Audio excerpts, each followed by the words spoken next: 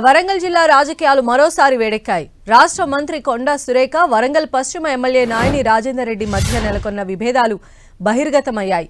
నాయని రాజేందర్ రెడ్డి కేవలం అదృష్టం వల్లే ఎమ్మెల్యేగా గెలిచారని, రాజకీయంగా తనకంటే చాలా చిన్నవాడని కొండా సురేఖ వ్యాఖ్యానించారు.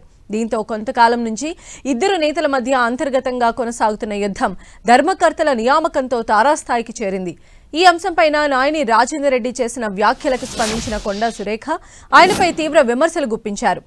ఒక మంత్రిగా తనకు కనీస ప్రాధాన్యం ఇవ్వటం లేదని కొండా సురేఖ అన్నారు. ఒకరిద్దరు ధర్మకర్తలను నియమించుకునే అధికారం కూడా నాకు లేదా అని మంత్రి ప్రశ్నించారు. భద్రకాళి ధర్మకర్తల అంశం చాలా కాలంగా పెండింగ్ లో ఉందని చెప్పారు. తాను చైర్మన్ ను కూడా నియమించలేదని, కేవలం ఇద్దరు ధర్మకర్తలను మాత్రమే నియమించామని అన్నారు. నాయని రాజేందర్ రెడ్డి తనపై చేసిన వ్యాఖ్యలను ఆయన విజ్ఞతకే వదిలేస్తున్నానని తెలిపారు.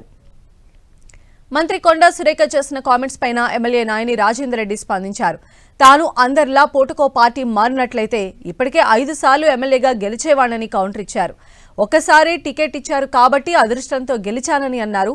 భద్రకాళి ధర్మకర్త మండలిలో 7గురిని మంత్రి కొండా సురేఖ నియమించారని, అందరినీ మంత్రి నియమిస్తే మా కార్యకర్తలు ఏం కావాలని ఆయన ప్రశ్నించారు.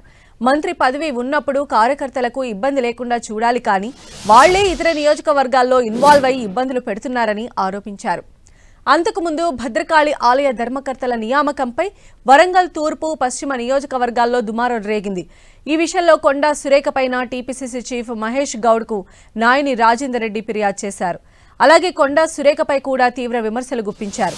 కొండా సురేఖ ఏకపక్షంగా వ్యవహరిస్తున్నారని, ఇలానే కొనసాగితే నష్టం జరుగుతుందని అన్నారు.